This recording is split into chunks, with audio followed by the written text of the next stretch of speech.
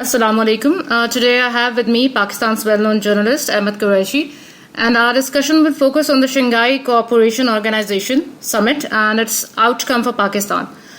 Thank you, Ahmed, for giving us time. This year's SCO Summit focused on Afghanistan, terrorism, economic cooperation, energy cooperation, and tourism. I'm going to begin with the tweet from the PM of Pakistan today, and he tweeted, after meetings in Dushanbe with leaders of Afghanistan's neighbors and especially a lengthy discussion with Tajikistan's President Emomali Rahman, I have initiated a dialogue with the Taliban for an inclusive Afghan government to include Tajiks, Hazaras and Uzbeks. After 40 years of conflict, this inclusivity will ensure peace and a stable Afghanistan, which is in the interest not only of Afghanistan but the region as well. Ahmed, I have read some very interesting comments on this tweet of the Prime Minister. I will tell you later in this session what I think about it, but first I want to know your opinion on the wordings of this tweet. What do you have to say about it? Yes, Qudsiya, thank you very much. And I think this Shanghai Cooperation Organization Summit was very, very different from all previous meetings of this organization, and mainly because Afghanistan actually took over the whole agenda. So you correctly mentioned, of course, there were so many other topics and issues, tourism and so forth, economy, economic cooperation, connectivity, all of those things were on the agenda. But actually, let's be very honest, Qudsiya, let's be very frank. There was only one agenda really in this meeting, and that was Afghanistan. And it took over not only the main meetings of the summit, but also the sideline meetings. So in bilateral meetings of the 12 countries that were represented, Afghanistan was the key point. Now, there was only one agenda. When I say there was only one agenda, actually the agenda was mainly whether to recognize the new interim government in Afghanistan, which is led, of course, by the Taliban. So whether to organize the Taliban-led interim Afghan government, and most importantly, whether to give Afghanistan's seat, which is an observer seat. So Afghanistan obviously is not a full member yet of the SCO. It's an observer member. And it was a very difficult decision to be discussed really in this summit, whether to allow this interim government in Kabul to take over Afghanistan's seat. Now, to understand how complex this is, just remember one thing, that the embassy of Afghanistan in Dushanbe, in the capital of Tajikistan, is actually under the control of an ambassador who recognizes the former vice president of Afghanistan, Amrullah Saleh, as the de facto president of Afghanistan, and has Amrullah Saleh, the former vice president's picture, hanging inside the Afghan embassy in Dushanbe in Tajikistan. And of course, the Ministry of Foreign Affairs of Tajikistan recognizes that embassy as being the legitimate representative of Afghanistan and the Afghan government in Dushanbe. So imagine this amazing and unique diplomatic situation in terms of protocol, in terms of everything, where you have a decision to be made whether to recognize Taliban interim government and give them the seat of Afghanistan, and when the embassy, of course, in Dushanbe is represented by another head of state and head of government. So it was a very difficult decision. What decision? Actually, there was no decision taken. So the test for the SCO actually was to resolve this conflict. And of course, not all member countries of the SCO are agreed to this. Obviously, there are differences, there are some opinions, and those probably were not voiced publicly. This was very interesting. So SCO leaders who spoke in the main summit meeting did not air those differences publicly and openly. And those differences were discussed on the sidelines in order not to vitiate the atmosphere, obviously, because diplomatically then it would have become untenable for the host country, Tajikistan, to go ahead with the meetings, with the SCO summit, when so many countries would have openly had aired their differences. So the differences were kept under wraps, two sideline meetings, not publicly, and all heads of governments preferred to stick to diplomatic language in the main meeting. So to conclude your question, Qudsiya, did the SCO summit meeting in Tajikistan succeed in dealing with the key one-point agenda, which is whether to give the seat of Afghanistan to the interim government in Kabul? The answer obviously is, so far, we don't know the exact answer, honestly, because no government, including the host country, has publicly spoken about what decision has been taken. So we can, as journalists, I think, we can, to be accurate, we can't say no decision was taken. I would, as a journalist, would say it was discussed. Whatever decision has been taken has not been made public so far. So it has officially, there is no decision by the SCO summit in Dushanbe in Tajikistan yet on whether to recognize the Taliban interim government in Kabul and to give it the seat of the observer seat of Afghanistan. Now, when I say this, that there's no decision yet, I think we can analyze and we can say maybe there are difficulties. Obviously, there are differences, because had there been an agreement or a consensus reached on recognizing the Taliban interim government and giving them the observer seat of Afghanistan, it would have been announced in some way.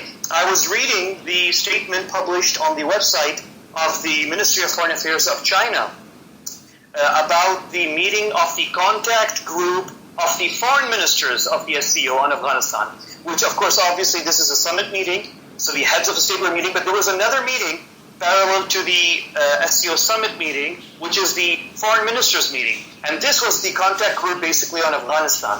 And I was reading this statement to get some clues.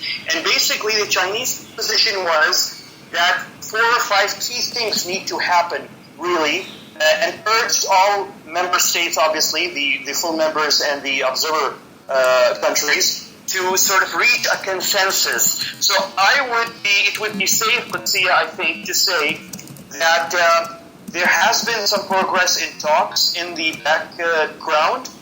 Nothing has been said openly yet, but we can safely say no consensus has also been reached yet. So there's no consensus yet, and I think the back-channel talks between the member countries are ongoing. All right.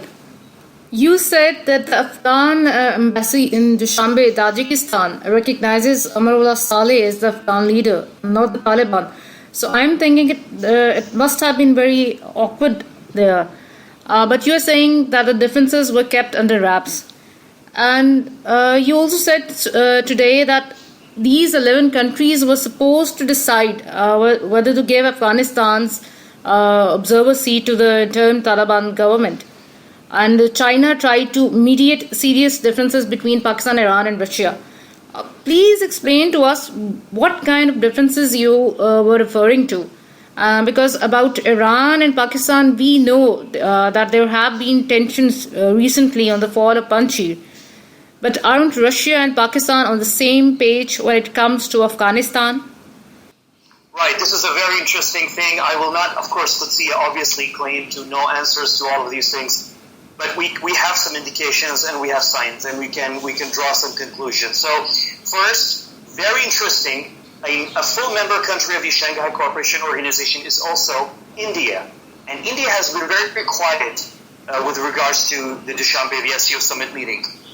We have not seen posturing. India has reservations, obviously, on the Taliban interim government, just as Iran does and just as Russia does as well. But India has been very cautious and careful. Surprisingly, I was expecting fireworks. I expected at least the Indian foreign minister to say something in Dushanbe, like others have done, like the Pakistani national security advisor, the foreign minister have done, the information minister have done, who all were members of the prime minister's delegation in Dushanbe. I expected the Indians to say something. They didn't. So let's come to India a little later. But to your point, it's very interesting that we had actually 3 major meetings happen in the capital of Tajikistan and not just one. So on the one hand, you had the summit meeting between the heads of states of the member countries. Number two, you had the foreign ministers of the SCO member countries meeting on Afghanistan. And number three, which is new, which is different, which is, I think, very, very interesting, is the sideline meeting called by the Chinese foreign minister, Wang Yi, and including, of course, the foreign ministers of Russia, foreign minister of Iran, and foreign minister of Pakistan. And this is a very interesting meeting because obviously this is it's normal to have on the sidelines of a summit meeting. It's normal to have a meeting of the foreign ministers, so that's really not unusual. This time it was on Afghanistan. But what's unusual is this meeting that China called to mediate, so to speak, between Russia, Iran, and Pakistan. Interestingly, China did not include India in this meeting. India also having same reservations as Iran and Russia do. But for some reason, and I'm not sure exactly why, because nobody has really talked about it, I was expecting the Indian media to have something on this, why India was excluded by China from this meeting that the Chinese foreign minister held with his Russian, with his Iranian, with his Pakistani counterparts. So India was not there. Let's discuss India a little later. Now, so the Chinese foreign minister brings on the table the foreign ministers of Russia, Iran, and Pakistan to mediate. This is different. This is new.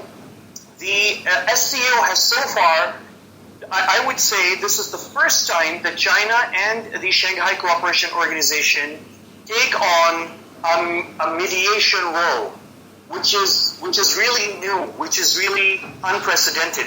So far, the only time probably the SCO has done, I will not call it mediation, but some sort of mediation was between Pakistan and India when both countries were to be made full members of the SCO.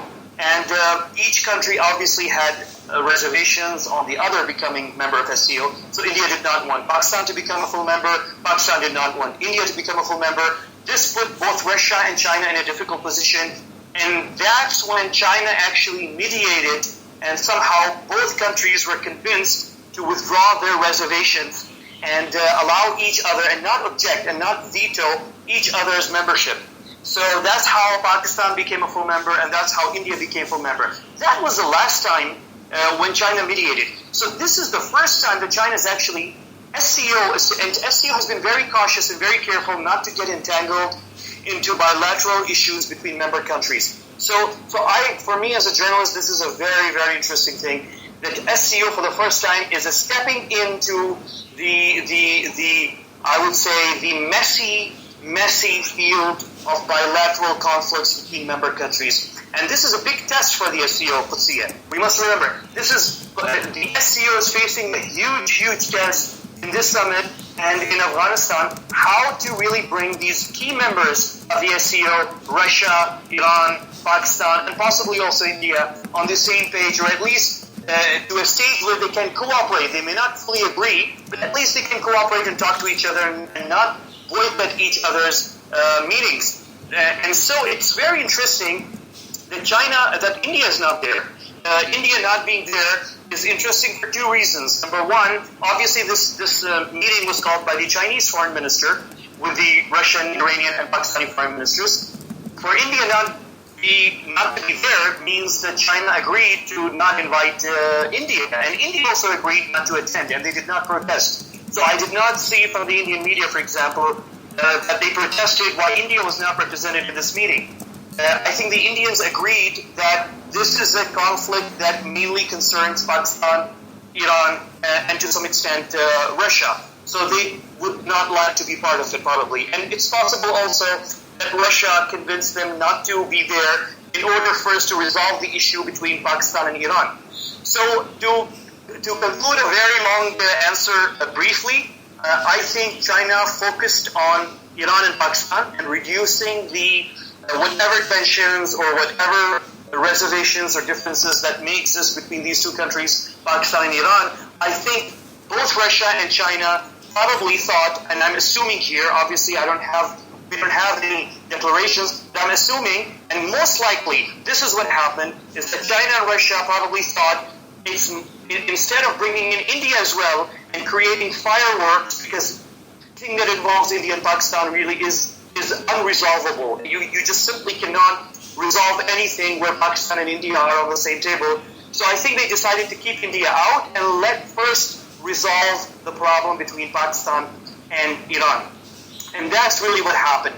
Again, we don't have any official statements on the results of that meeting, which had the Pakistani and the Iranian foreign ministers with the Russian and the Chinese foreign ministers. Where the differences between Pakistan, Iran, and also Russia resolved or not, I think it's yet to be seen. I think the governments of these countries are still very cautious. They would like to give a chance to China to try to resolve and bridge those differences over Afghanistan. And I think both Iran and Pakistan and also Russia and China will try not to give public statements about what happened and what was discussed in that meeting, very interesting meeting between foreign ministers of China, Russia, Pakistan, and Iran, and whether they were successful actually in bridging the gap and what was really said. So let's wait a couple of days and see really what came out. Obviously, we can, if you want, I could talk a little about what possibly could Russian foreign minister have said in that meeting, and what possibly the Pakistani position would have been, and also the Iranian position would have been, because it's very interesting, Qudsiya. I must add this here. On the very morning of the SCO summit, on the 16th, when the Pakistani Prime Minister was supposed to speak, and he spoke at the opening session, on that very morning, a key newspaper in Tehran, which is Kehan is a very, very well-known old established newspaper in Tehran, and is known. It doesn't say so about itself, but everybody and anyone who watches Iran and Iranian politics and Iranian affairs knows that Kehan is very, very close to Supreme Leader Ayatollah Khamenei. So Kehan is very, very close to Ayatollah Khamenei, and Kehan published an article which was very critical. I think it was an editorial. It was very critical of Pakistan, and basically accused the Pakistani spy agency of involvement and meddling in Afghanistan and dividing the Afghan people, and actually advised the Taliban. It actually advised the Taliban to distance itself from Pakistan, saying that most Afghans hate, quote unquote, this is what the Kehan editorial said, that Afghan people hate Pakistan, and mainly because the Pakistani spy agency divided the Afghan people on ethnic lines, on religious, sectarian lines, and that's why it will be prudent for Taliban to distance itself from Pakistan. And this was Kehan's advice, and it was published, this editorial was published on the morning of the SCO summit. So I can imagine the meeting between Pakistan and Iran foreign ministers called by the Chinese foreign minister with the Russian foreign minister must have been very, very frank and open discussion. And if you like, I can explain this a little bit more if you want. Yes, sure. You're saying that for the first time, SCO is stepping in the messy field of bilateral issues, and Chinese foreign minister, invited all the others but not India. And you're saying this is because the single agenda this time around is Afghanistan. But I want to, I will come back to the Prime Minister's tweet that I mentioned earlier, because some analysts in Pakistan, they have been saying that just imagine a tweet from Zabiullah Mujahid, if he would to say that we will initiate a dialogue with the government of Pakistan for an inclusive government where the Zardaris, the Sharifs, Fazlur Rahman, etc., all are included. How do you think the Islamic Emirate of Afghanistan will react to this? And considering Karzai was installed by the US and the Afghan Taliban fought US occupation for years, so how are they going to take that? Because today's tweet where our Prime Minister said that we are initiating a dialogue with the Taliban for an inclusive Afghan government. Was it a wise thing to say by the Prime Minister? What do you have to say about this? Yes, very interesting, Qudsiya. I think there's a huge debate in Islamabad within the government on how public and how frank and open we should be in Pakistan when talking about what the Taliban interim government should do and what should happen in Kabul. Pakistan, of course, is in a very difficult position. I can imagine Pakistani government officials have it very, very difficult right now. It's such a difficult diplomatic act to, on the one hand, show that you do not want, and you want to respect actually the sovereignty of Afghanistan. You do not want to be very openly talking about the shape of government in Kabul and what it should do and what different Afghan players should do. So in order to keep your distance, you need to say this. And at the same time, Pakistan has to play a very activist role and nudge the different Afghan political parties and factions and personalities, whether Taliban or whether the ones who are in Panjshir or the ones who are in ex-former Northern Alliance or the ones who were ex-former members of Ghani's government. So it's a very difficult diplomatic act for Pakistani officials, very, very tough, requires set of skills. I can only feel my heart go out to the Foreign Minister Shah Mahmood Qureshi Saab, because it's really a very tough and difficult act. So to speak about the tweet and the statement by the Prime Minister of Pakistan, Prime Minister Imran Khan, when he offers to have this inclusive government and to push for it and to work with the Taliban and other Afghan factions on this, I think it shows that in Dushanbe, I think the Chinese are very, very worried and would like Pakistan to step up. And I will not use the word pressure.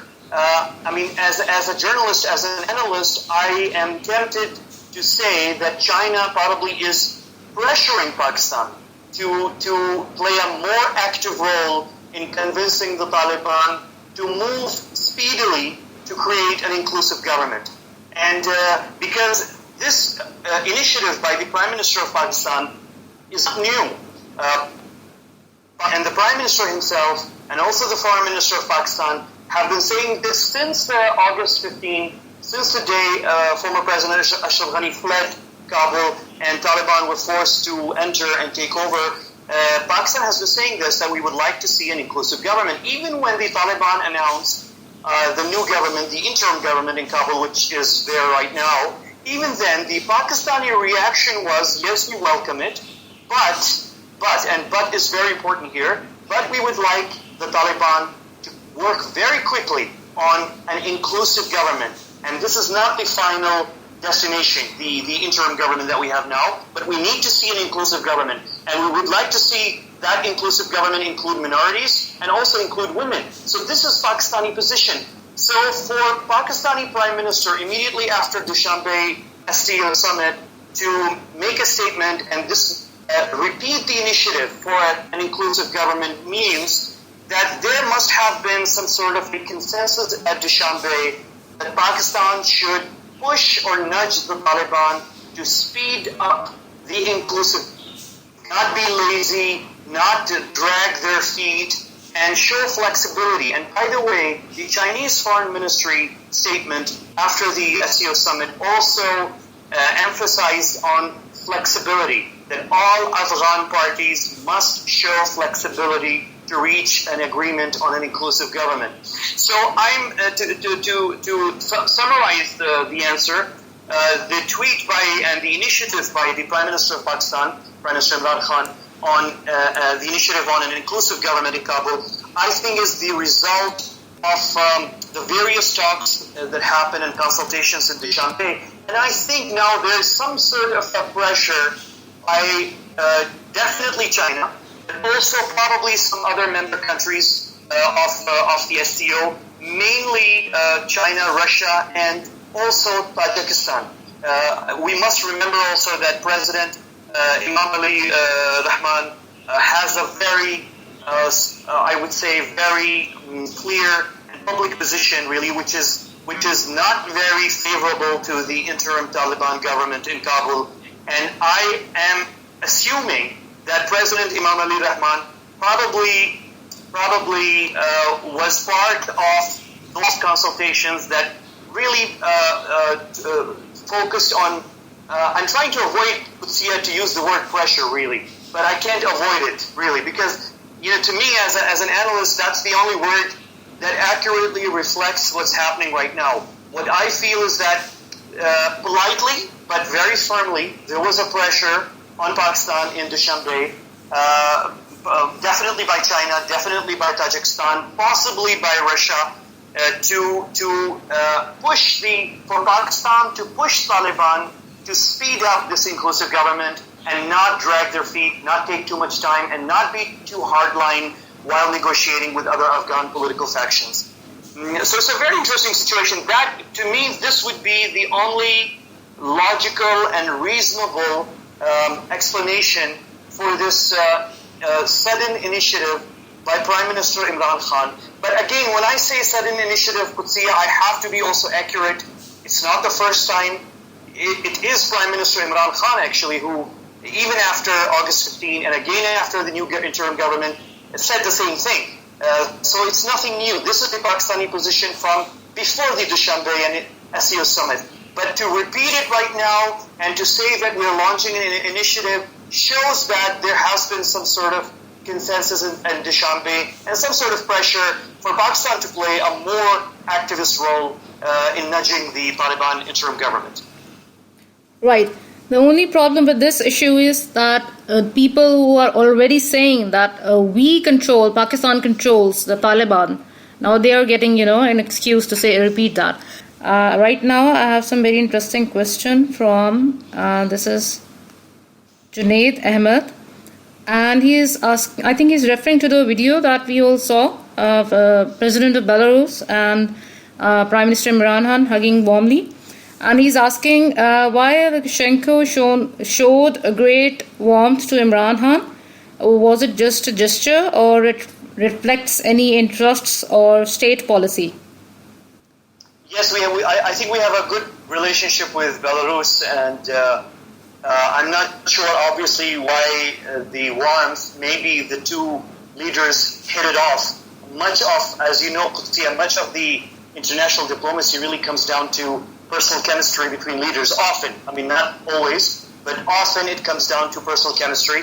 So there might have been personal chemistry between the two, because I really do not, I do not remember that I've seen or read anywhere any story about these two heads of governments striking any close relationship. So all of a sudden, to see this warmth and that video, probably this was an on-the-spot chemistry between these two senior leaders and politicians and heads of their leaders of their countries.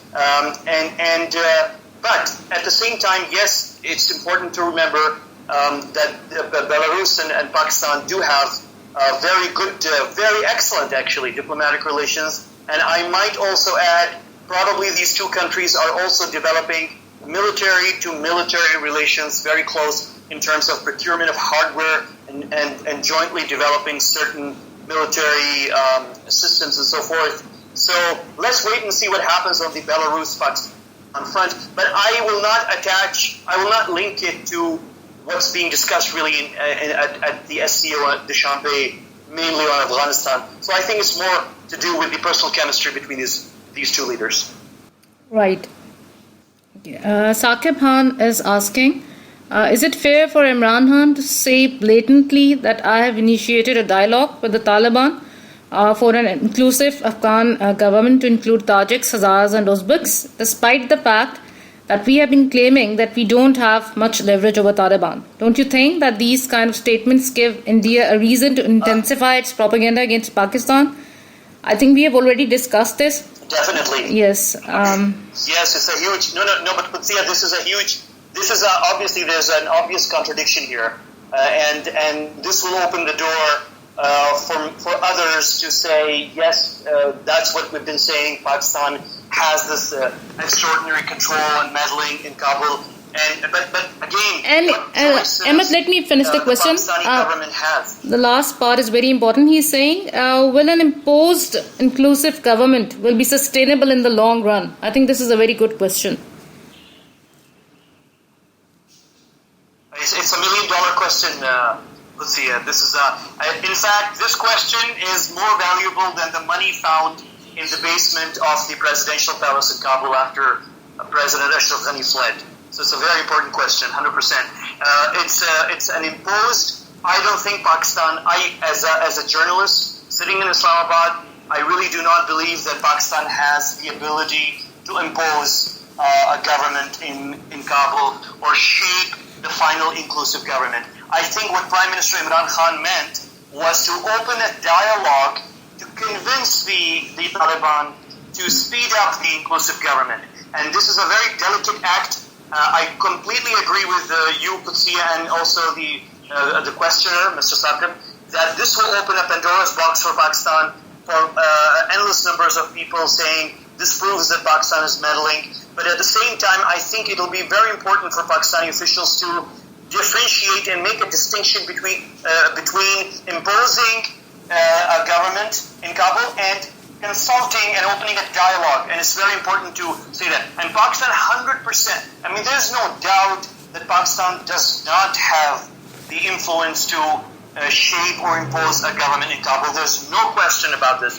If it were true that Pakistan could do this, I think we would not have had an interim government right now in Kabul. We would have a final government in Kabul, and Pakistan would have spared itself the differences with Iran, the differences with Russia, the reservations by the president of Tajikistan. We would have saved ourselves. But I don't think Pakistan has the ability to impose, and Pakistan is probably trying to sort of respond and react to the pressures that came during the Dushanbe meeting, where I am fairly confident that China, Tajikistan, possibly Russia as well, probably tried to convey to Pakistan that yes, Islamabad can and should play a bigger role, and that we, the countries, will not take that as meddling. I'm sure that there was a frank discussion on this. Let's see how Pakistan does it, because frankly it depends on flexibility by Taliban, and it also depends the inclusive government. So it depends on flexibility by all Afghan politicians. Is the Taliban ready to be flexible? Is Ahmed Massoud in Panjshir willing to be flexible? What about the former members of the Ashraf Ghani government? Will they be flexible as well? So I think it's fair to say Pakistan cannot impose that, but the impression is there. I fully understand. Let's see how Pakistan government tries to dispel that impression while engaging the Taliban in this initiative that the Prime Minister Imran Khan has announced. Right. Okay, now a question from Malik, and he's saying, as today Prime Minister Imran Khan announced that they are going to start a dialogue with the Islamic Emirate of Afghanistan for an inclusive government, why are we lobbying for Iran and Tajikistan? Or is it more related for international recognition of IEA government? The Iranians and Tajiks, whom both countries wanted to see in IEA cabinet, are anti-Pakistan. Is it not going to badly blow back on us in the future? And secondly, saying that it's my humble request from you, Mr. Ahmed Qureshi, that if you take some time to start podcasts on or YouTube videos in Urdu on weekly basis beside these space sessions on geopolitics that you cannot normally discuss on your PTV program Riyasat. Thank you. Yes, thank you very much. Obviously, on the State Run channel, you cannot discuss everything openly because there are certain government policies. But I can assure you that I have not. You have to respect, obviously, the government policies, but we actually do have the freedom to discuss, and I have not faced a situation where anyone actually said or gave me red lines not to cross. There's no such situation. So we are discussing whatever is important for Pakistani interests. But I take your suggestion. Thank you very much. Now for Tajikistan and Iran, it's for Pakistani government. I think this is a very difficult situation. I will not judge what Tajikistan or Iran wants because all countries have their own strategic interests. I can spend the next half hour explaining what Tajik interests are, and I can spend another half an hour explaining what Iranian government's interests are. But it's fair to say let's not get there. Generally, we have an idea, all of us, so let's not get deeply into that. That Pakistan has no option but to take the concerns of Pakistan and also Russia on board. Also take the concerns of China on board. So China is initiated the Shanghai Cooperation Organization. China agreed to have India as a member, along with Pakistan and a number of other countries. And SCO actually would not have moved forward without the cooperation of Russia as well, and also the Central Asian republics, and which are of course either full members or observer members of the SCO. And so Pakistan has to take really the concerns of all of these people on board. There's no option in diplomacy, number one, because again, Pakistan will have to engage all of them because of SCO, because of China, because of regional cooperation. So Pakistan has no option, number one.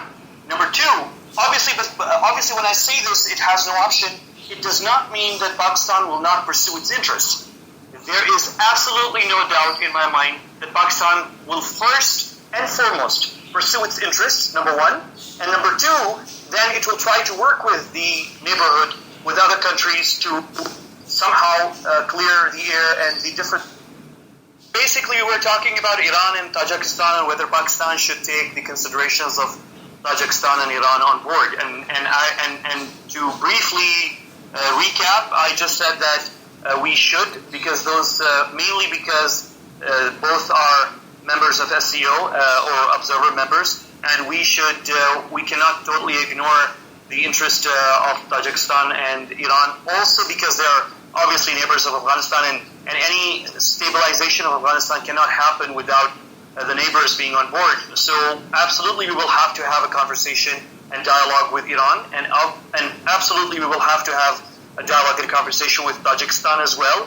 But at the same time, if I were to advise the Pakistani government, I would also say that Pakistan should not be apologetic, and we should, I think, be very clear when we sit on the table where Afghanistan is being discussed, as it was in Dushanbe in the SCO summit. We should be very forthright and blunt in saying that no other neighbor of Afghanistan actually paid the price back in the 1980s when the Soviet Union was occupying Afghanistan. Nobody did pay the price the way Pakistan did, although we recognize, and we should, that Iran as well hosted the second largest refugee population from Afghanistan, and it paid a price for that as well, Iran. But Iran did not pay the price that we did, or Tajikistan did not pay the price that we did because in the 80s, because of the Soviet invasion and occupation. Our share of the burden was the biggest, and we paid the biggest price, and we continue to pay that price, as a matter of fact. So I think Pakistan, and I have no doubt that Pakistan will be unapologetic despite taking into consideration the concerns of Tajikistan, of Iran, of Russia, and certainly of China as well. But I think Pakistan will be pushing its interests first and foremost. And those are very, very important geostrategic interests, national security interests, and also obviously economic interests. So I think that this is how Pakistan will treat and will deal with the concerns raised by both Tajikistan and also by Iran. Yes, I completely agree with you that Pakistan has paid the biggest price. Right, we have a question from Fajat, and he's saying, actually he has 3 questions. I will go with the first one. Was there a breakthrough between Iran and Pakistan on Afghanistan in Dushanbe? Because Tehran Times seems to suggest that, and he has shared a tweet by the Tehran Times where they're saying that Imran Khan PTI appreciated Iran for supporting Pakistan's plan for Afghanistan's neighbors.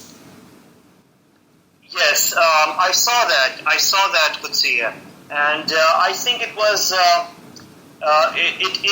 This is actually what you say in these type of diplomatic meetings. So it was a typical diplomatic statement observing diplomatic niceties and protocol, and obviously he was right, the Prime Minister, because Iran did support and back Pakistan's peace talks initiative over the past almost couple of years. So the statement made by factual and correct at the same time, and it was also part of diplomatic niceties. So I will not that. What I will focus on is the question: did Pakistan and Iran resolve their differences at Dushanbe? Differences that emerged over the past few days, especially during and after Panjshir battles. And I think the simple answer would be is that we don't know yet, because neither Iran nor Pakistan have officially confirmed or denied that they have overcome the differences that we saw over the last few days. So that's the official line. But unofficially, I think it's obvious that those differences have not been bridged. Because I would have expected the meeting that the Chinese foreign minister called with the foreign ministers of Russia, Iran, and Pakistan to have seen a communique or a statement following that meeting, which would have indicated that those differences have been overcome. We have not yet seen that. So this leads me to conclude that those differences do exist, number one, and number two, that there are back-channel talks to bridge those differences, and those back-channel talks are not only between Pakistan and Iran, but also involve China and Russia. So it's ongoing. The differences continue to exist. We are hearing, as journalists, we are hearing lots of, I would say, tidbits of information as to what really happened in Dushanbe with regards to those differences. So, for example, let me share this. For example, again, these are unofficial pieces of information which are yet to be confirmed by either Pakistan or Iran or China or Russia. But we are hearing from other colleagues, journalists, some of them who were in Dushanbe, by the way, some of them who are not, but very close. The Iranian policy, foreign policy, or the Pakistani foreign policy, and this is what we're hearing. Let me just list, let's see here, 2 or 3 things that are floating right now, and they could be true and they could be partially true, but there's something going on. So number one, we are hearing, for example, that Russia has reservations on the battles that happened in Panjshir.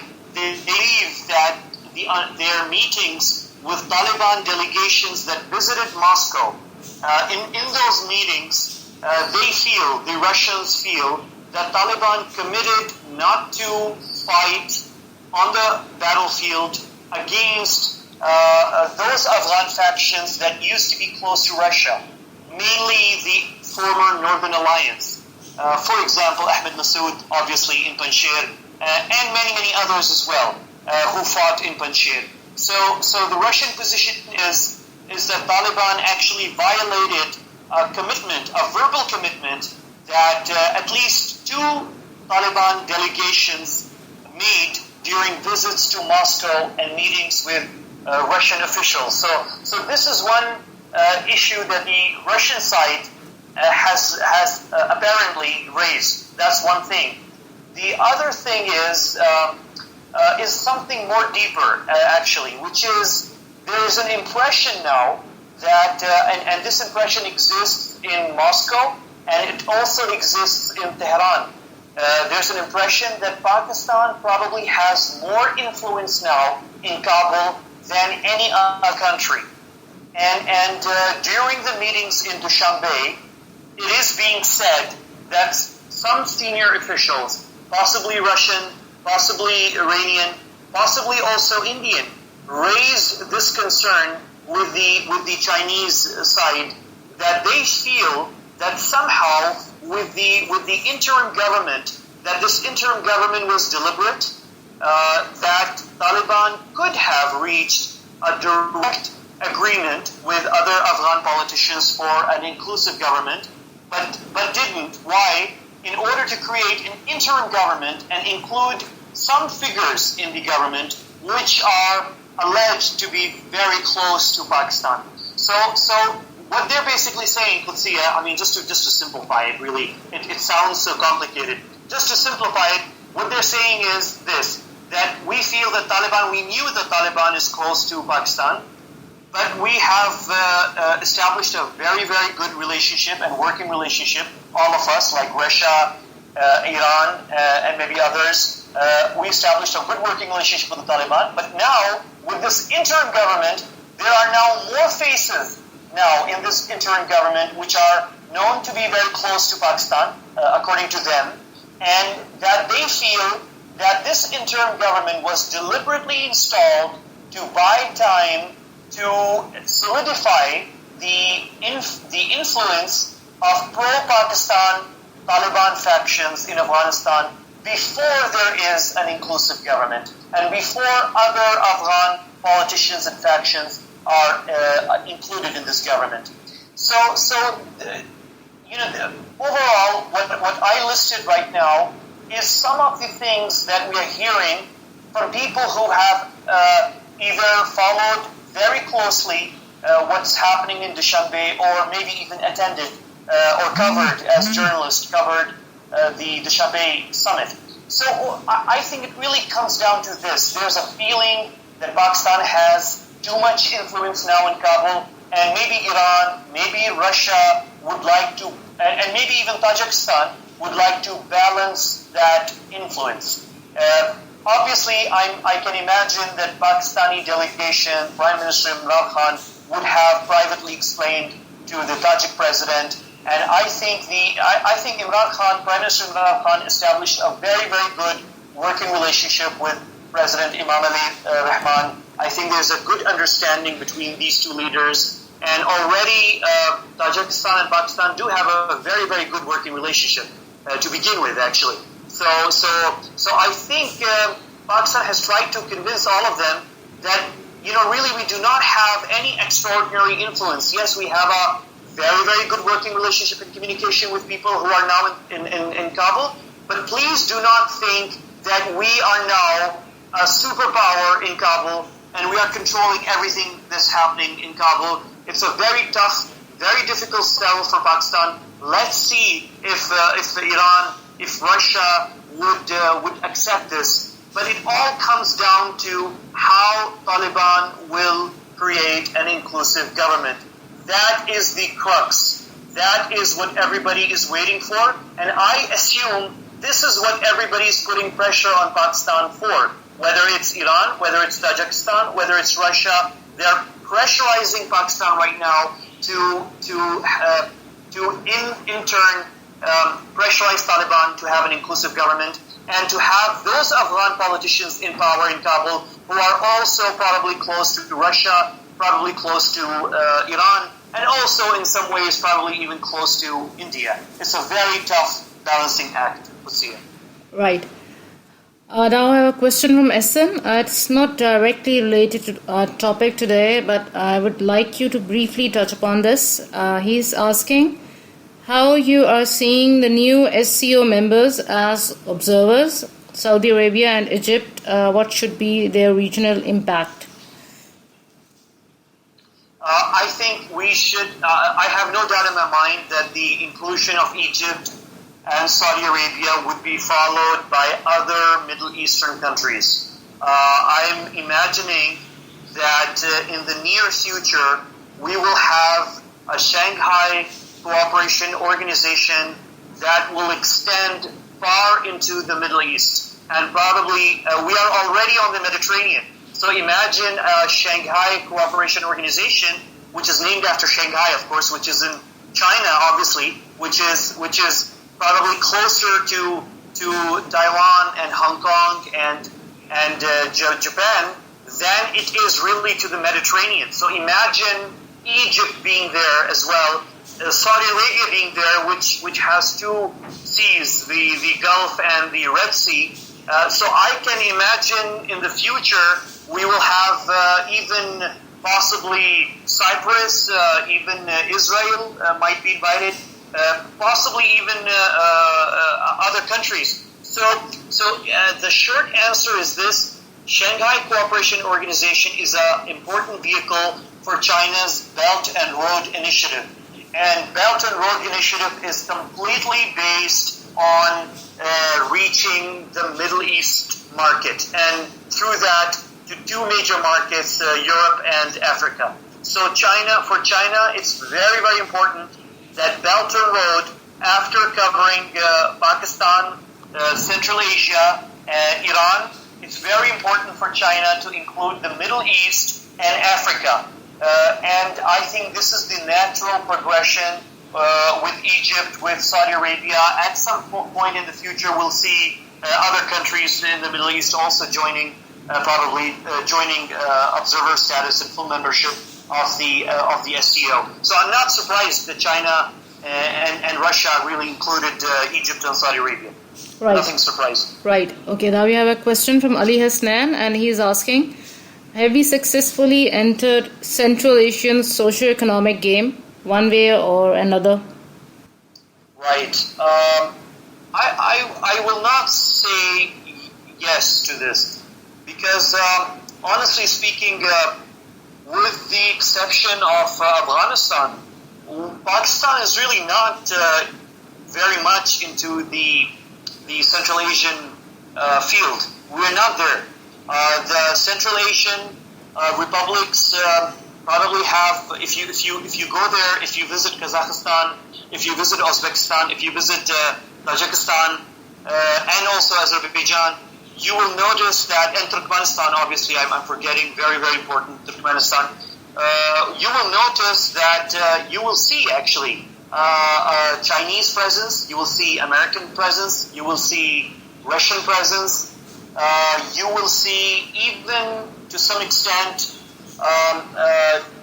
European presence, then seeing presence of countries like India, Pakistan, or Iran, and other countries in this region. So I would say Central Asia remains a playground for Turkey, for China, for Russia, for America, 100%, and the West, than it is really for Pakistan. So I would not say that we have really entered, but we will enter if Afghanistan is stabilized. It all depends on Afghanistan. Pakistan cannot hope to have meaningful relationships with these Central Asian republics, which are very, very important. We cannot have those relationships without having a stable Afghanistan. And you can see how for the last 2 decades, for the last 3 decades, after the independence of the Central Asian republics, after the end of the Cold War, we in Pakistan failed to develop good working relationships with the Central Asian republics, despite big talk in Pakistan about those republics being Muslim republics and so forth. But we couldn't develop those relations mainly because of Afghanistan. So without Afghanistan, there's no way we can enter the Central Asian game. So for Pakistan's peace and prosperity, stability of Afghanistan is very important. This is what you're saying. Right. Now we have a question from Umar Kareem, and he's asking, does this dialogue include other ethnicities, and would mean including representatives of ethnic minorities or those who are politically affiliated with Tajik, Uzbek and Iranian governments? Also, can Pakistan leverage this aversion coming from Iran to further strengthen its ties with Saudi Arabia and to involve the Saudis more on the Afghan file. Right. Obviously, Omar Karim is a good friend, and he's asking this question, and I would I know for a fact that he's an expert on the topics that he just asked in this question.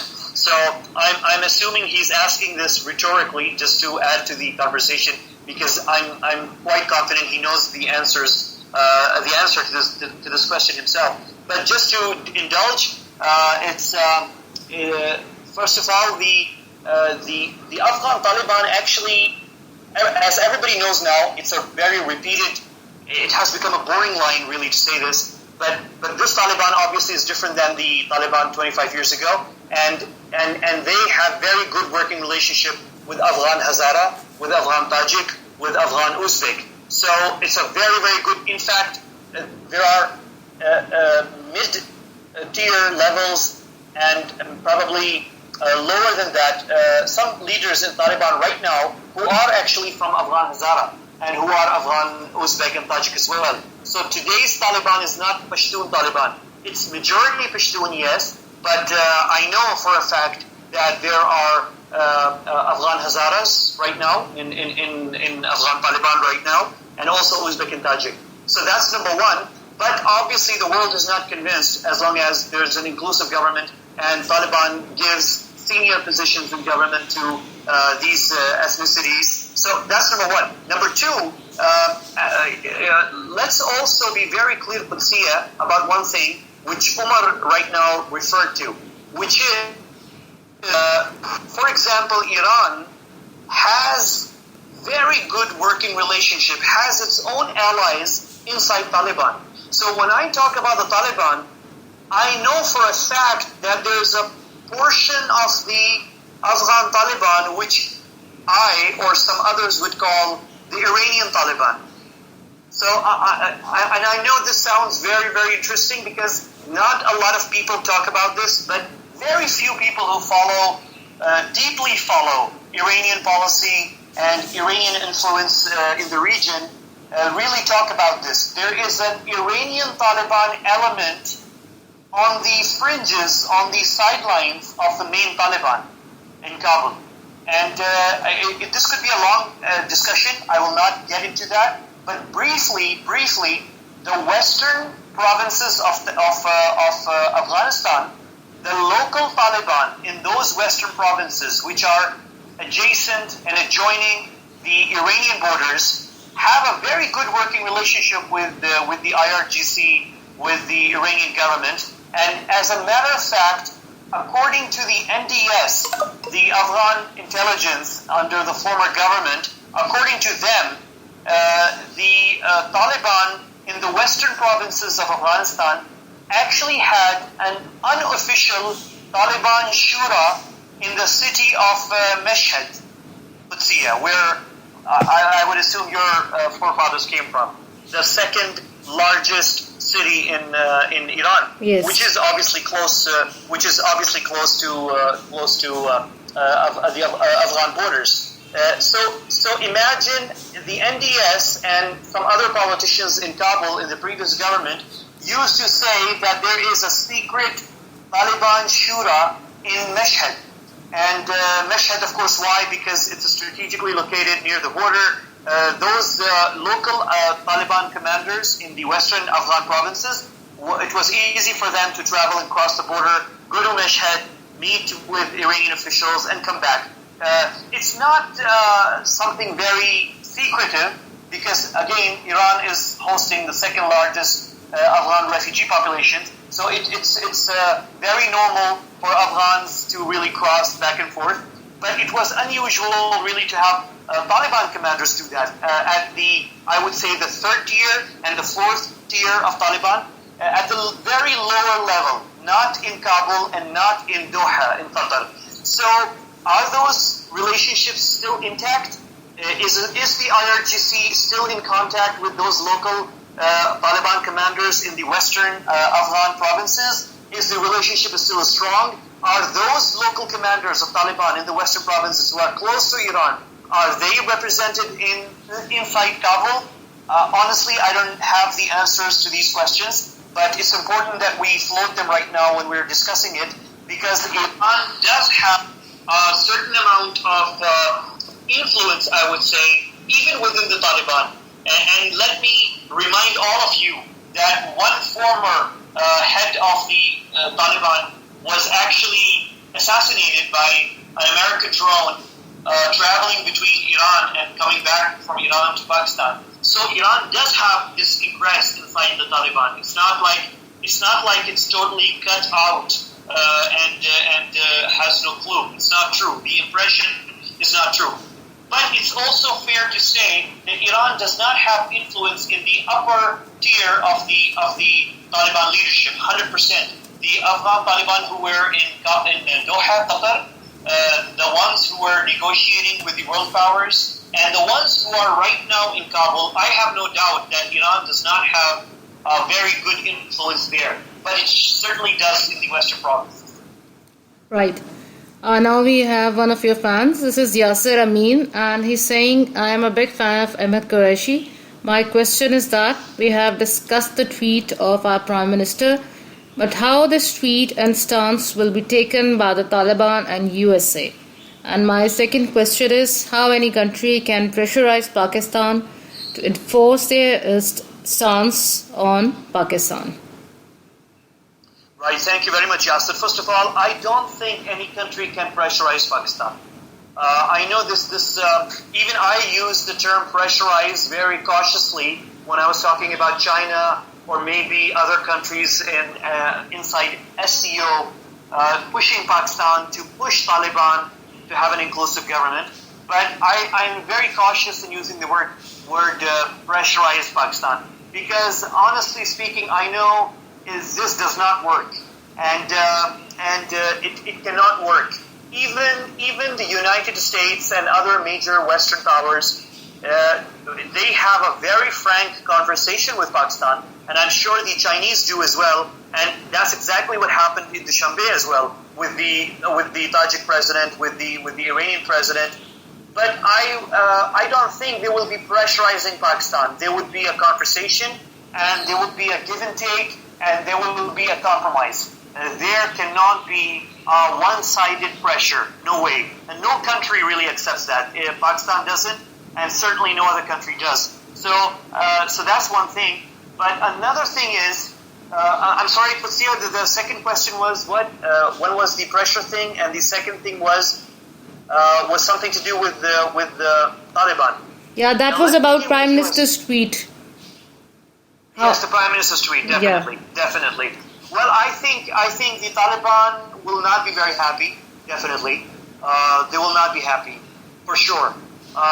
They have already shown very diplomatically that they are not happy with questions during press releases. I'm sure all of you, or many of you, have followed the press conferences in Kabul, and like me, you've noticed that some journalists asked them questions about, Pakistan is worried about TTP, and China is worried about terrorists and so forth. And the Taliban spokespersons were not really very happy with questions which imply that China or Pakistan or anyone else really would be pressuring them. And especially with Pakistan, because everybody is accusing Taliban of being agents of Pakistan. So they're especially not happy with any insinuation that they will take dictation from Pakistan. And I think the Taliban have also made it very, very clear that when it comes to Pakistan's concerns, they will work with Pakistan, but that terror groups like the TTP are not their problem. This is Pakistan's problem. So Pakistan should not expect the Afghan Taliban to solve Pakistan's problem for Pakistan. And I understood this line from at least two press conferences made by senior Taliban officials in Kabul. So the Taliban definitely will not be happy with the tweet by Pakistani Prime Minister saying he will work with that. But I think the Pakistani Prime Minister was very tactful, very diplomatic, very careful in his language. He did not imply that he will push or nudge the Taliban for an inclusive government. He was very particular. He said he will open a dialogue with the Taliban. He will talk to them. He did not imply that he will pressurize them or push them or nudge them. So I think Pakistan has kept a room for itself to pull itself back just in case the response from the Taliban is not positive. So that's number one.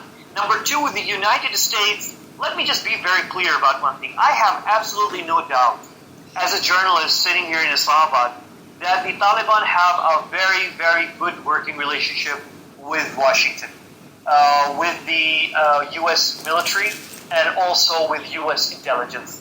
They have excellent relationship. Let us not forget for any moment that the first spy chief and the topmost official, foreign official that the Taliban met in Kabul after taking over was the CIA director.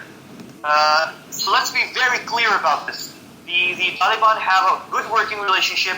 Let's also not forget, and I keep saying this, the Taliban had an office in Doha, Qatar for 3 years, a stone throw away from the largest military base of the U.S. military in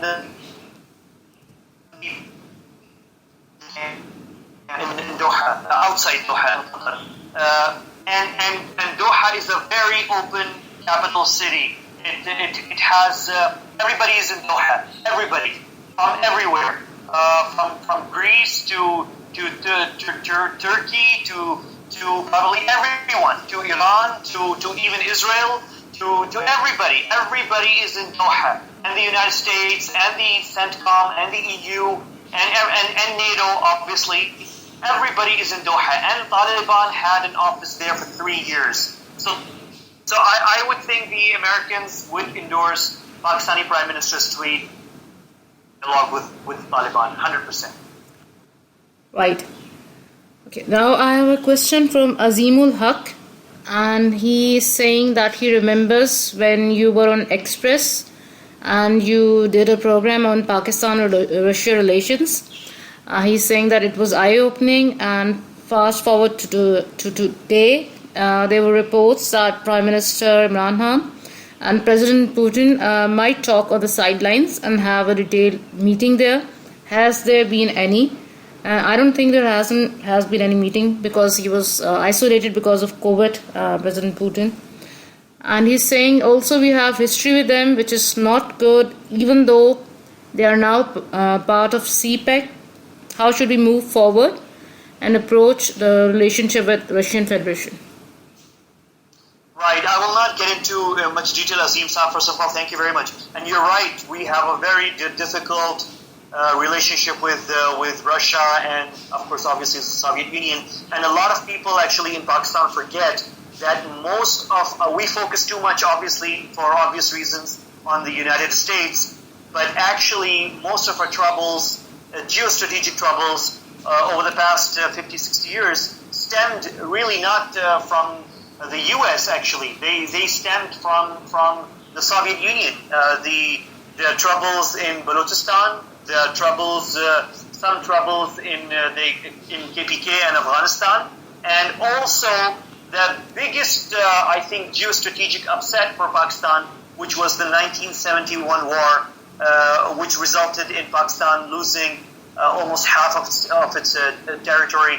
The Russians and the Russian intelligence, obviously it's not fair to say Russia, it was the Soviet Union really, played a huge role in that. So we do have that very disturbing history, there's no question. But obviously the situation is much different right now. But it has not completely, we have not completely turned the page. We are cooperating on certain things, we are not cooperating on some other things.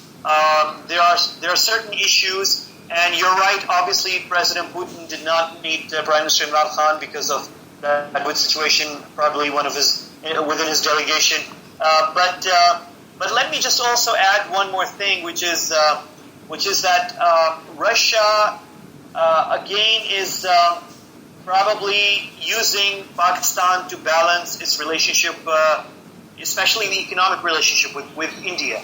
India is a huge market, and India had made a huge tilt in favor of the United States for a long time. I do not really believe, I know this is a common perception, especially in Islamabad, that India has a full tilt toward the United States. I really don't think so. And as a matter of fact, I am supported by actions by the Indian government, recent action over the last 2 years, where India actually has done a lot to balance its relationship between the US and Russia. And in fact, I would go as far as saying that India has, it was expected that India would transform its military into one that is completely reliant on Western and especially American hardware, and India did not do that. India continues to remain focused and based. Its military remains to be largely based on Russian armory, and in fact, it deliberately, India went for Russian hardware on major occasions over the last 2 to 3 years, when everyone was expecting really that it would give its business to American weapons companies, and it didn't. So that relationship between Russia and India remains very, very strong, and India remains to be a huge market for Russia. And so far, the Russians have engaged Pakistan, but they have not really turned a page. And honestly speaking, no Pakistani president had a very good, close working relationship with President Putin than President Musharraf. And despite that, and a lot of people were hopeful that President Putin might visit Pakistan when Musharraf was still in power, and Putin didn't, frankly. I doubt that he will now. And although he did develop a good working relationship with Prime Minister Imran Khan, and Prime Minister Khan does have the kind of personality where he does get along with people if he wants to, if he chooses to. And I think there were some reports that Prime Minister Imran Khan did develop that working relationship with President Putin, but unfortunately it has not yet translated into President Putin deciding to visit Pakistan, for example. And I do remember over the last 10 years, not a year has gone by when I did not hear a confirmed report from a confirmed source in the Pakistani government saying, well, President Putin will be visiting Pakistan this year. So starting from probably 2007, not even 2006, every year since 2006, I'm hearing that President Putin will be visiting Pakistan in 2006, 7, 8, 9, 10, and up until 2019. And we're hearing again now in 2021, this year, that President Putin might visit Pakistan before the end of the year. But again, it's not happening. It doesn't look like it. And there are many reasons for that. I don't think we should cover it now. It's a different subject. But yes, we do have a good working relationship with the Russians. Right. But again, as if you've seen now, let me just conclude on this. As you've seen now with the Afghanistan thing, that again the Russians do have reservations on Pakistani policy, and so we do have these things back and forth with Russia. But overall, obviously, it's a good working relationship. Right. So Pakistan-Russian relationship, that's an interesting thing, and we can discuss it some other day. It's now a question from Jawad Amer, and he is asking, in return of all these efforts, what we are seeing now is the pressure of doing more on Pakistan. Should we see all this bashing on Pakistan for what happened in Afghanistan to go to new levels after the SCO summit, and from the West especially? And our economic situation would play a critical role in this situation. What kind of impact you see in future for Pakistan? Okay, so this is very interesting. See, in this question, you have to keep one thing in mind, Qudsiya. The pressure is not from, this time, the pressure has not come from the West.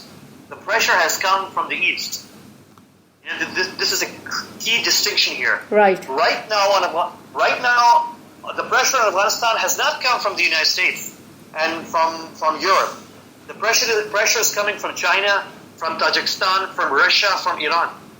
So let's make I would even say, Qudsiya, that I will repeat what some U.S. congressman said a couple of days ago when there was a hearing on Afghanistan in Washington.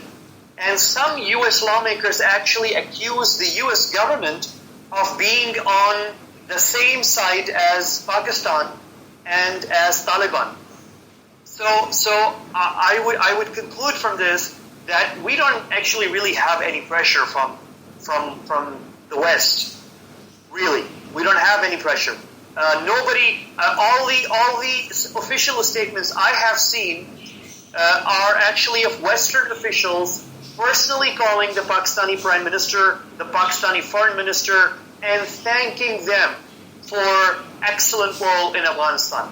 So I haven't heard or seen any senior Western official, none, not one, who actually publicly said that they're putting pressure on Pakistan. None has. Yes, you see articles in Western media by journalists and experts. That's a different thing, by think tanks. But no Western government so far, maybe in the future, maybe the U.S. government in the future, but as we speak right now, there is no Western pressure on Pakistan. There's only thank yous for Pakistan's role in evacuations and so forth. So the pressure right now actually has come from the East, from SCO, from China, from Russia, from Iran. And obviously this is a different situation for Pakistan. Pakistan as a country has been used to pressure from the West, and now we are seeing the pressure from the East. I would love to really see what our officials in the government would have to say about this. I don't know yet, because nobody's really talking about this publicly. So let's see what they have to say in the next few days on this. But I would say that this is a new situation for Pakistan. It is for the first time probably that Pakistan is dealing with this type of pressure from the East. And let's see how we deal with that. We have Iran, we have Tajikistan, we have China is worried about the SCO. China does not want to see SCO, which it created mainly as a vehicle to further its economic objectives and to further its projects like the Belt and Road Initiative. It does not want SCO to fall victim and prey to infighting because of Afghanistan. So Chinese, I would assume, are very, very worried, and that's why for the first time they ventured into a mediation role between Pakistan, Iran, and Russia.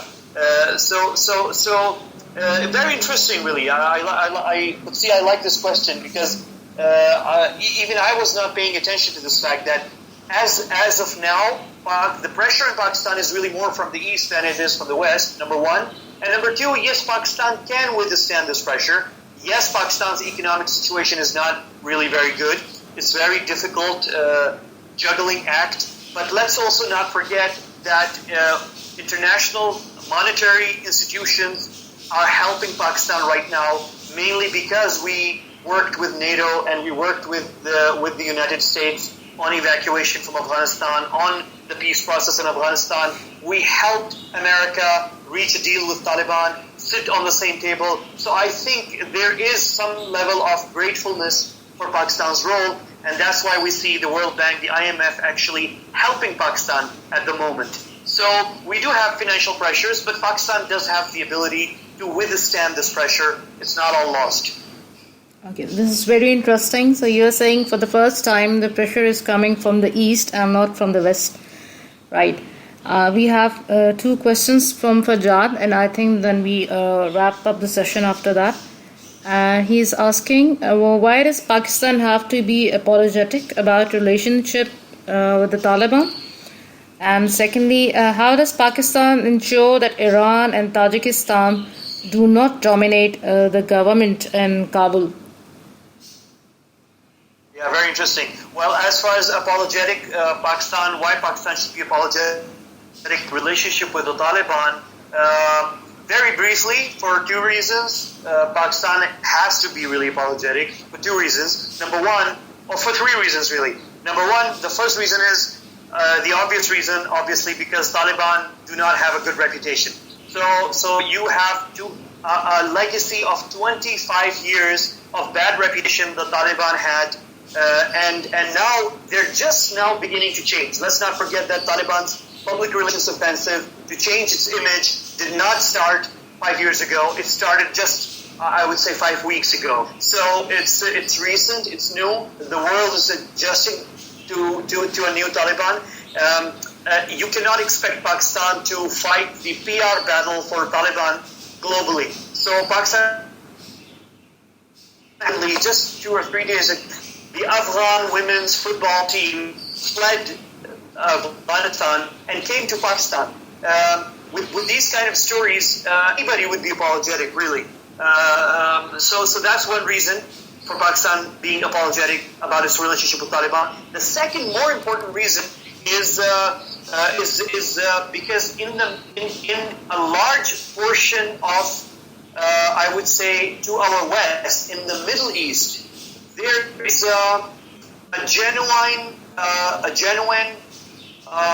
would say, I wouldn't say genuine dislike, but I would say they have doubts about a militia taking over a government. With the experience of militias and militant groups in Libya, in Lebanon, in Syria, in Iraq, Yemen, countries have grown very wary and very doubtful about what militias can do when they come to power. So nobody is really willing or ready to give Taliban the benefit of the doubt. Everybody is looking at Taliban from the lenses of the other militias which exist in the Middle East. So if you go to, for example, the Gulf region and you say Taliban, they think about Houthis. If you go to Iraq and you say Taliban, they think about the militias and militant groups in Iraq. The same thing in Syria and Lebanon and Libya. So everybody is really wary. When you go to them and you tell them, let's recognize the Taliban government and give them a chance, like we did in 1996 when the UAE and Saudi Arabia agreed to recognize Taliban along with Pakistan. Right now, that thing does not exist. You cannot do this. Now when you go to Saudi Arabia, maybe, possibly, or if you go to the UAE or you go to Kuwait and others, or even if you go to Egypt, for example, or Jordan, their answer is, you know what, if we accept Taliban now, then we have to accept Houthi control over Yemen, and we have to accept militant groups in Iraq and so forth.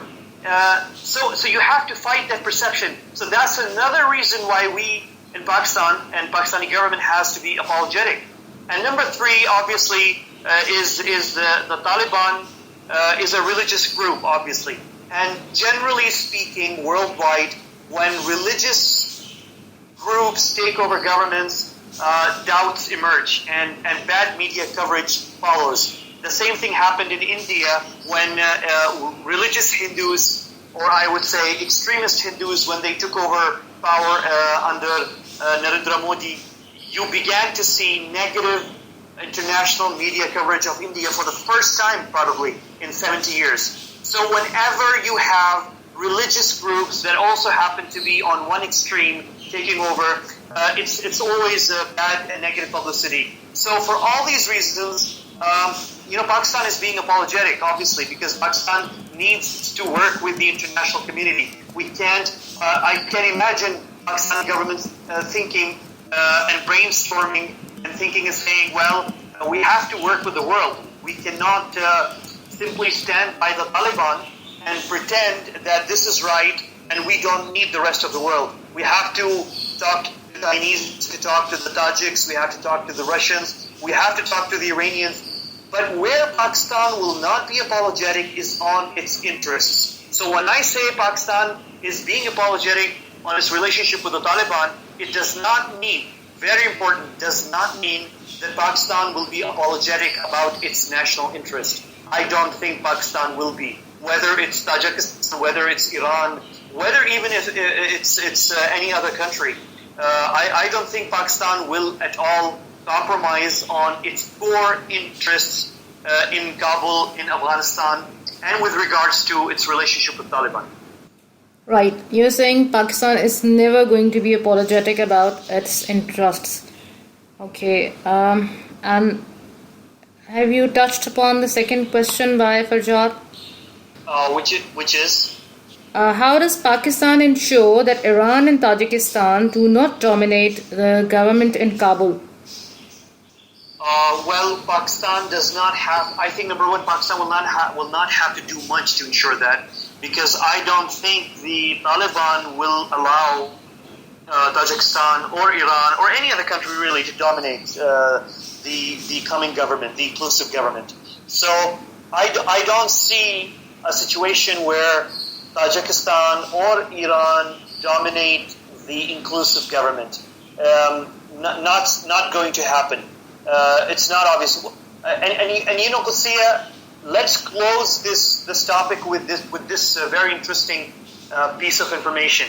Right now, all Afghan politicians know for a fact that Taliban have a good working relationship with the most powerful country, which is the United States, and they know that the interim government of the Taliban and the coming inclusive government will get financial and humanitarian assistance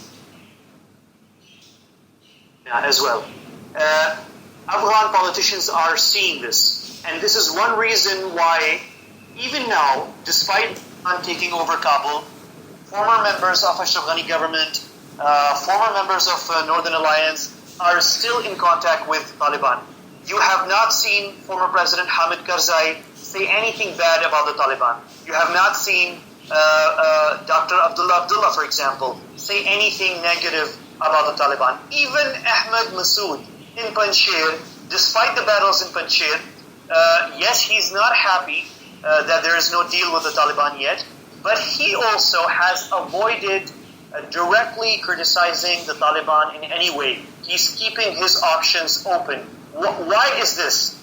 It's mainly because every Afghan politician knows that Taliban has very workable, good relationships with NATO and with the United States. And the future is in an inclusive government which will be backed also by the West and by the international community. And so nobody would want to really go and stand with the Iranian government or Tajik government or any other factions. I think everybody wants to be on the right side of history. And nobody is more opportunistic, really, than Afghan politicians. And everybody knows this. Everybody knows that Afghan politicians are very, very smart. And whether it's an Afghan politician or an Afghan warlord, they always stand by the winning side. And the winning side right now is the side that signed an agreement with NATO and the US government, and that is the Taliban. So whatever agreement and final inclusive government is going to take shape will be on this side. It will not be on the Tajik side or the Iranian side or the Russian side or any other side, or even the Indian side. Let's be very clear on this. So that's the winning side, and that's where the Afghan politicians know they have to be. Right. Ahmed, now very briefly, I want your closing remarks on the Pakistan's performance in SCO summit. What is the major takeaway from this? Yes, the major takeaway is that the SCO faced its first test to resolve a major dispute within its member countries over Afghanistan. And I will not say it failed, but I will also not say it succeeded. It's trying. Let's say it might succeed, but so far hasn't, number one. And number two is that Pakistan, for the first time, is facing the prospect of more pressure from the East than from the West. How Pakistan is dealing with it, I think Pakistan has been very cautious in dealing with it. So far, Pakistan has avoided any harsh public statements on criticism from the Tajik president or from the Iranian media, and is trying to resolve it diplomatically. I think it's a mixed bag. Obviously, you can't give 100% to any government in these kind of situations. It's always very complex. It's easy to critique.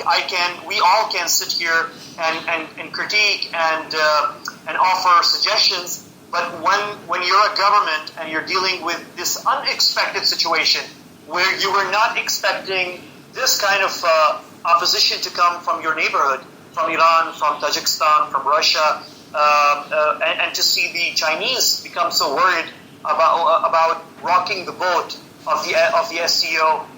It's a completely new situation, I'm sure, for Pakistani diplomacy as well. And I'd love to see how our diplomacy would deal with this situation.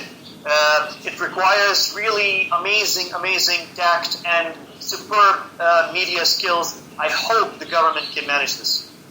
Right. Thank you for your valuable analysis, Ahmed. Let's hope and pray. All Pakistanis, we want to see peace and stability in Afghanistan, because if Afghanistan is peaceful and stable, Pakistan will also be peaceful and stable, and we will prosper like this. Thank you once again, Ahmed, for giving your time. Great. Thank you very much, and thank you everyone for listening and for joining us. Thank you, and Allah Hafiz.